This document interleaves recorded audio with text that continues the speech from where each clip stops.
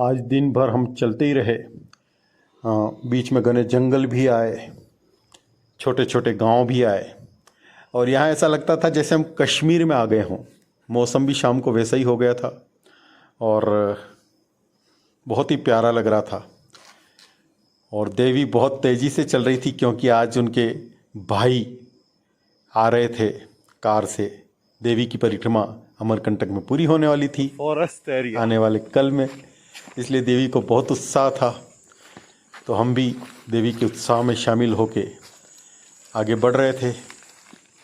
बड़े शानदार जंगल थे। 6 लोगों की हमारी टीम थी।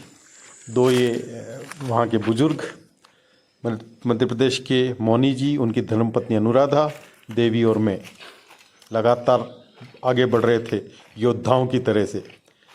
किसी समय पांडवों ने भी ऐसी ही यात्राएं की हैं। यहाँ पर एक छोटा सा गांव पड़ा, यहाँ पे शॉप थी, तो देवी कुछ यहाँ से खरीदारी करने लगी। हर्रा टोला पंचायत के अंतर्गत था ये। और देखिए कितना प्यारा दृश्य, गाय अपने बछड़े को दूध पिला रही है। ये शुभ दर्शन माने जाते हैं ऐसे।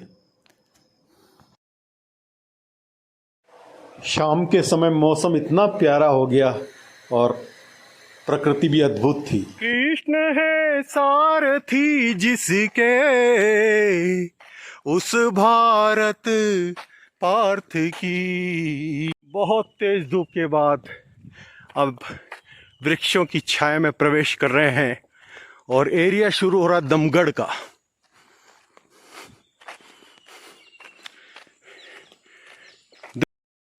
मित्रों, शाम हो चुकी थी और हमको पहुंचना था दमगढ़।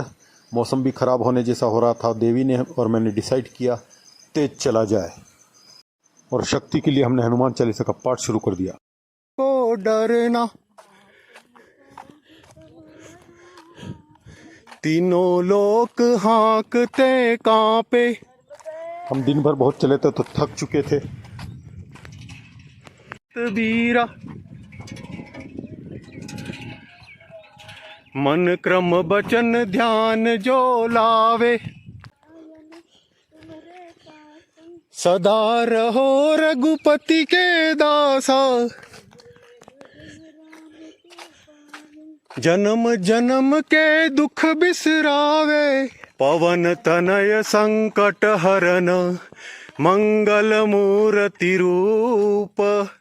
राम लखन सीता सहित, हृदय बसहु सुरभूप।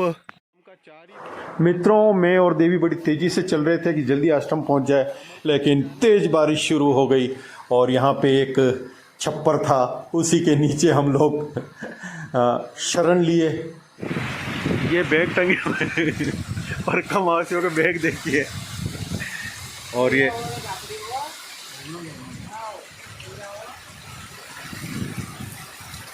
नर्मदे हार।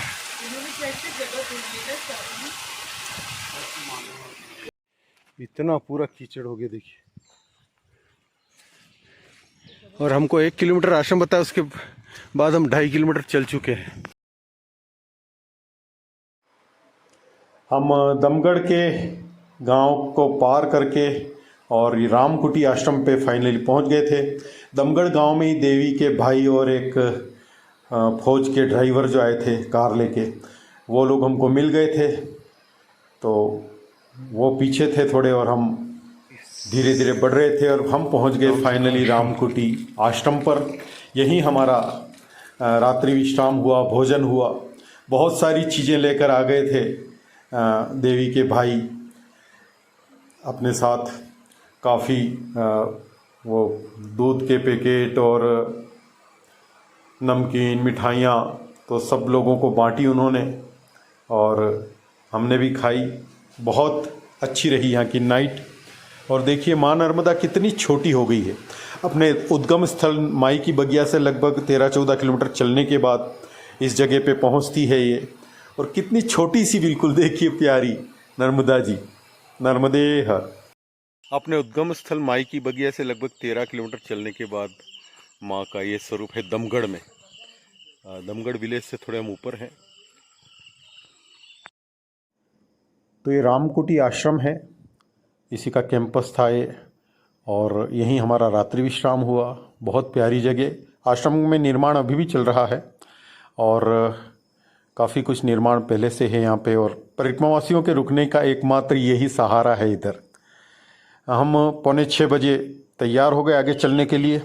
जनरली हम 5 बजे आगे निकल जाते, लेकिन चूँकि जंगल था और भालू का इलाका था तो लेट निकले। और देवी के भाई और ड्राइवर साहब ये कार से सीधे अमरकंटक ये है आएंगे। दमगढ़ का जंगल, दमगढ़ गांव है। ये पहाड़ियाँ, चढ़ाई और कुछ प्लान और ऐसे ही है। और भालू काफ़ी है इस जंगल में। और 5:45 बजे आज हमने स्टार्ट किया। जनरली 4:45 या 5 बजे हम स्टार्ट करते हैं।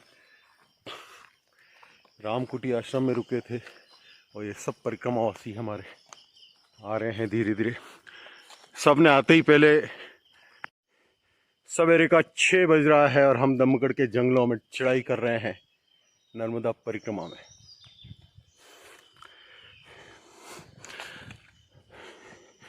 दमगढ़ जो अमरकंटक से नीचे स्थित है, उसके बाद थोड़ी चढ़ाई है, जंगल इलाका है।